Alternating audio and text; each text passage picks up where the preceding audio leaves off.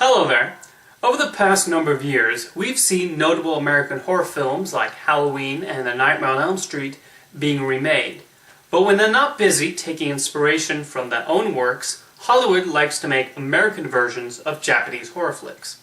And today I'm going to take a look at the three most notable Japanese films that gained such treatment, as well as the Hollywood depictions. Let's begin with the one that started this trend, involving a mysterious video cassette that kills you in 7 days. Something I've noticed in watching these Japanese horror films is how their approach to terror is very different than the ones from Hollywood. Ringu is not a typical horror film, as most of the film doesn't even attempt to scare you. It's more a puzzle, with the protagonist trying to piece together the whole mystery of a VHS. Nonetheless, director Hideo Nakata brings a creepy vibe to the proceedings, with an ingenious concept for a ticking clock always at the back of your mind whilst watching. The film takes its time, but that only adds further tension to the story. We're continually investigating and solving the mystery with the characters, and that makes things all the more exciting.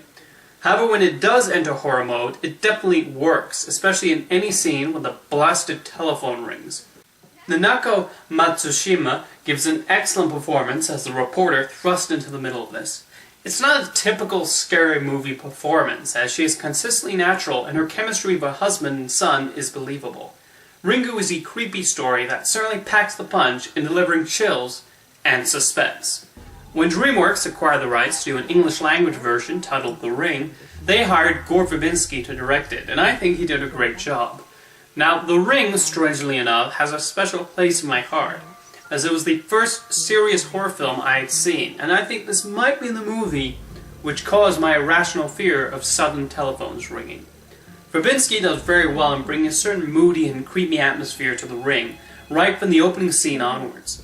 Obviously it borrows a lot from Ringu, but still manages to bring its own spin to the proceedings. Naomi Watts also helps in making her character three-dimensional and sympathetic, like Matsushima. We sense the bond with her son, and the terror further heightens once he watches the video. Like Ringu, this is mostly a mystery, and it's an effectively creepy one at that. The technical achievements presented in The Ring are also tremendous. One certain scene involving a television set is done to perfection, and Rick Baker brings his usual A-game in the makeup work. The little girl, Samara, played by Davey Chase of Lilo and Stitch fame, will also instantly etch into your memory after watching The Ring. It all builds towards a finale that will stick in your mind forever. Even though we've mostly converted to DVDs and Blu-rays now, the impact of The Ring has not diminished at all in my opinion. Next we have Ju-on the Grudge, most notable for its rather unorthodox structure, as rather than focusing on one individual, we have to piece it together by following a variety of characters. Mostly focusing on a house with a spooky past, this one is more sheer creepiness and tension rather than outright scares. For the most part it works, as it's a lot of fun to see how the different story strands unfold and connect together. At no point does the thread become too confusing or convoluted either, and the final result becomes a tense, fascinating ride that takes some interesting and surprising twists and turns. Ju-on the Grudge was good enough to attract the attention of Sam Raimi, who decided to produce the Hollywood remake and brought in the same director, Takashi Shimizu, to make it. And they even decided to keep the setting in Japan, with the same house as the original, bringing in Sarah Michelle Gellar, fresh off completing her run as Buffy, and this looks like a surefire winner. Unfortunately, I found The Grudge to be a meandering experience with none of the excitement and intrigue of the original. Even looking at it by itself, it's just boring. None of the characters are fleshed out or three-dimensional, and so many of the set pieces that were effective the first time around just lay flat in this incarnation.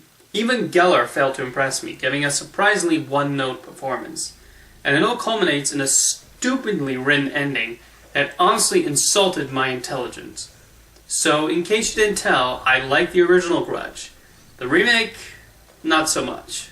In my opinion, Dark Water is the best of the three Japanese horror films I will discuss today.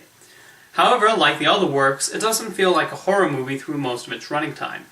It mainly involves a woman going through a messy divorce and trying not to get separated from her daughter as they move to a new apartment.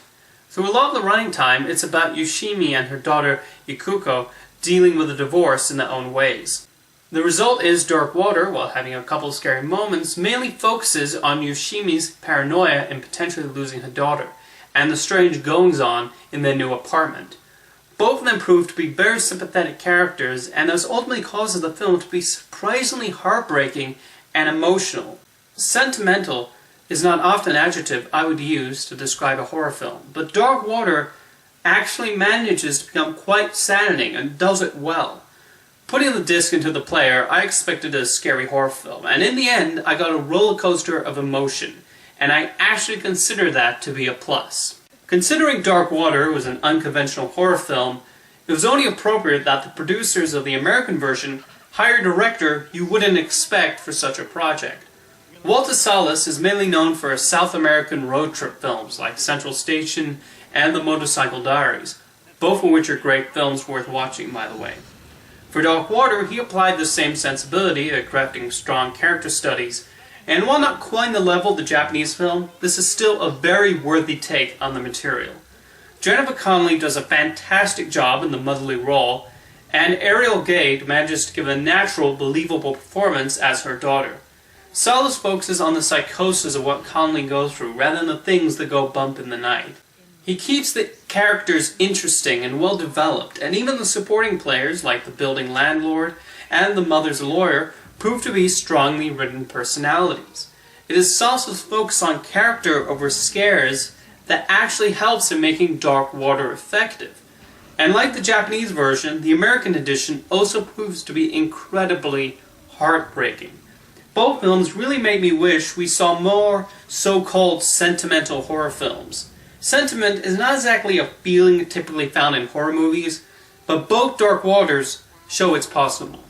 In conclusion, it seems like remakes of horror films tend to get a bad rap, but my experience in watching these films and comparing them back to back show it is possible to make good ones if you have the talented director behind the camera. Though I find it kind of ironic that the one American remake I wasn't fond of had the same director as the original. In any case, I really enjoyed delving into how Japanese horror films are structured differently from their American counterparts. And I'm really pleased I decided to make this episode. Otherwise, I might not have seen such gems as Ringu and Dark Water. The latter is a particularly pleasant surprise. Anyway, have a happy Halloween, and I'll see you next time. Oh, and I think it might be wise of me to dispose of this.